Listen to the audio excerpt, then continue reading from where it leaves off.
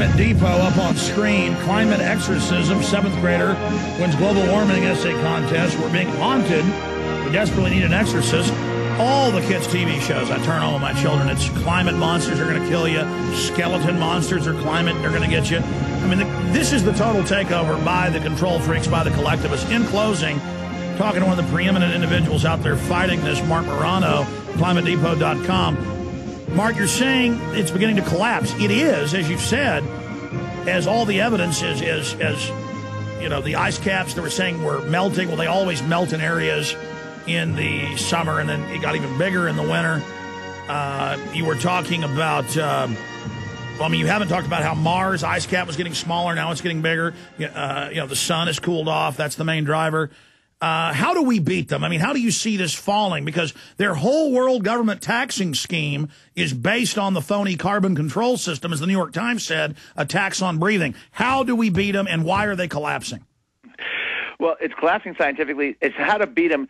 The environmental left always has to have an eco scare, whether it's overpopulation, whether it's disappearing rainforest, the Amazon, whether it's global cooling in the 70s. And actually, the rainforest scare, if you recall, Sting's Rainforest Foundation, all the Hollywood celebrities, that was the big issue du jour in the 80s and 90s. The New York Times was forced to admit in January of this year that rainforests for every acre cut, 50 are growing back. People are leaving the jungles. They're returning to nature. They quoted a scientist saying maybe it wasn't such an urgent cause after all to save the rainforest. In other words, they're the most intact forest least threatened on the planet, and now that whole issue's died. But no one's out there saying sorry. You don't see Sting out there apologizing. I don't even think he does his concerts anymore. If he does, he doesn't get any attention with them. They've moved on to global warming. So I think what's going to happen is global warming will die when the next eco scare comes along. And what is that? Spoof. I don't know yet. There's some people worried about whether we have enough oxygen. There's people that are going to go after either whether it's species. I don't know. Who knows? They're always very creative and clever. You don't know what the next scare is going to be. And it's not to say, I want to be clear here.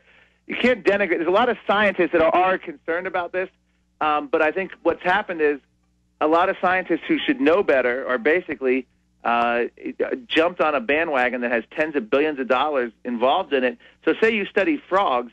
You do a study on frogs, no one really pays attention. You do a study on how global warming may impact frogs in the year 2040, suddenly you're getting funding, your university's getting press releases, you're getting radio calls. So it's not that the scientist is necessarily doing anything wrong. He's just going along with the scientific tenor of the day, and it happens to be global warming because that's where all the money and attention is. So I'm not here doing a blanket denunciation. Not all scientists are Al Gore or even the United Nations. Many of them are concerned and they move forward, but the bottom line is, you know, even if we faced a climate crisis, nothing Washington or the UN has proposed would have any. Well, that was my final point, is I looked at the studies. If only the U.S. and Western Europe and Japan made big cuts, all the production would automatically move to third world nations, and it would actually increase greenhouse gases. Environmentalists are worried it's going to increase emissions. I got to jump here now, but thank you very much. Enjoyed it, and our website's ClimateDepot.com. Thank you so much for coming on with us. Perfect timing there.